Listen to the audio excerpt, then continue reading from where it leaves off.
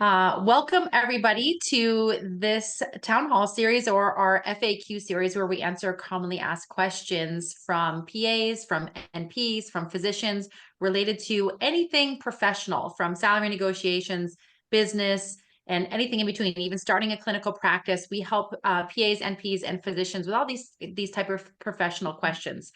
We are PAs ourselves with vast business experience, everything from management and leadership to owning our own practices or businesses and everything in between. So we've helped thousands of PAs since 2009 and NPs and physicians navigate these complex waters. And tonight we're going to be talking about interview skills and how to land the dream job. And I'm going to introduce here Danielle, who is our senior consultant. She's our lead expert with salary negotiations, discussing contract terms. While we're not attorneys, we do talk about some of the common terms and nuances in PA and NP contracts and how to create win-win structures and also how to make career changes, how to plan an exit, and how to land that dream job. And so I'm going to hand it over to Danielle, and she's going to talk through some of the most common questions that we get asked with our team when it comes to making a career change or how to prep and plan for the interview, the resume, everything in between. So I'm going to pass it over to Danielle and let her take it from here. Hi, nice to meet everybody. I would say so. We kind of came up with about 5 tips. I'll probably kind of talk about 1 and 2 together on how to kind of prepare for your interview. And I am a dermatology PA, and so I practice clinically, but I'm also a dermatology manager of PAs and NPs. So in a year, I probably do maybe 20 to 40 interviews for positions. So if I post one position, I'm seriously interviewing probably about 5 to 10 candidates or more for that position. Kind of vetting it, making sure before I move people on to the next, area of the next transition in the interviewing process, I'm making sure that I have the best candidates. And I can tell you that this first step, this prep and the setting up for your interview is the most important step. There are times where I do interviews and I have made my decision within the first 2 to 3 minutes of the interview. So prepping for your interview and kind of setting yourself up for success in that interview is extremely, extremely important. I would not underestimate this. I think a lot of people do underestimate because my first impression of you is very important.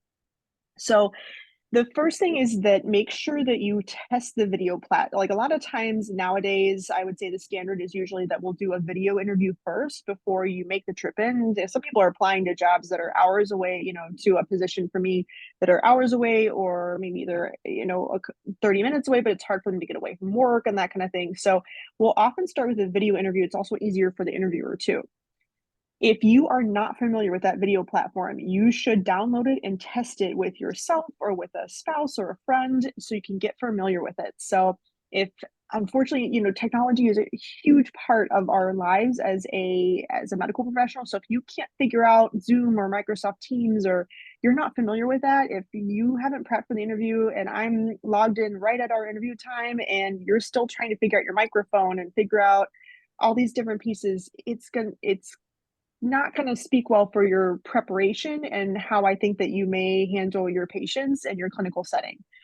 I'm looking for people who are responsible, for people who know what they need and will prepare to see their patients. So I need you to know these technological pieces that you'll be in. They're relatively easy to use. So if you haven't got familiar with that video platform, really make sure that you're familiar with it before you get on to that, and then get on at least 5 minutes. So if the interviewer is waiting, you really want to respect their time. So make sure you get on at least a couple minutes early. Your background either blurred or you have one of those stock backgrounds are totally fine. If you're in your car, that is not very professional. I have had people do their interviews in their car. So I get it, but it is, you really want to be respectful of that person's time. And so if you're holding your phone in your car and it's bouncing up and down as you try to emote and tell me how passionate you are about that job, I'm getting motion sickness while I'm, listening to your video. So making sure that you have either a stand or the setting or a room or a quiet space that you can do that interview. All of the prep is very important so that the interviewer feels like you value their time and that you respect them.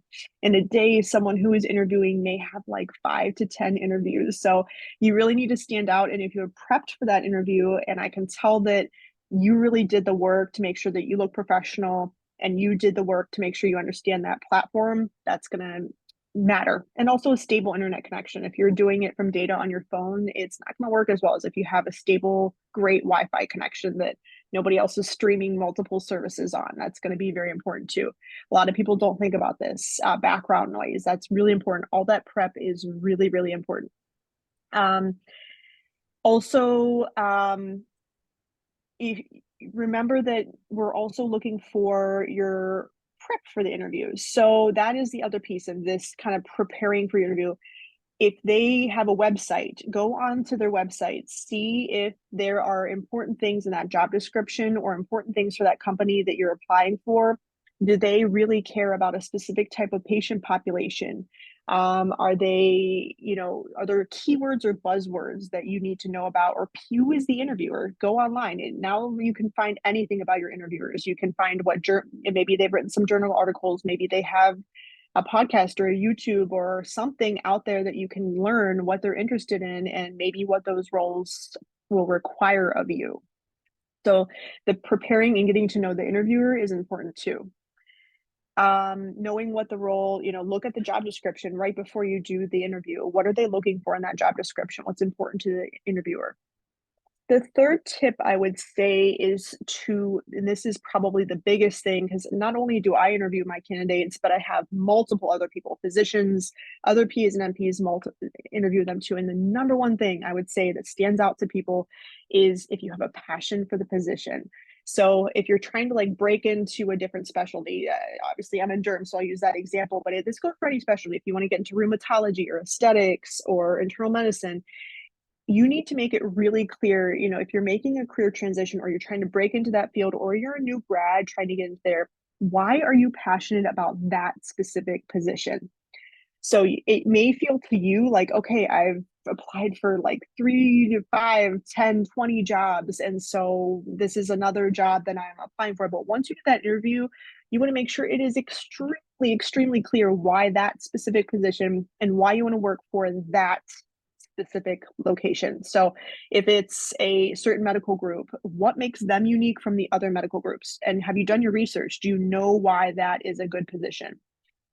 Why do you want to work for that company? Why do you want to work for that doctor? Why do you want to work in that specialty? Make that really, really clear. If you give a generic or kind of canned answer, it's not going to come off well. And I hear that not only I feel that myself when I'm interviewing people, but also from the other physicians and PAs and NPs who interview these candidates with me. If you don't make your passion for the position really clear, you're not going to get the position. Another candidate's going to get it.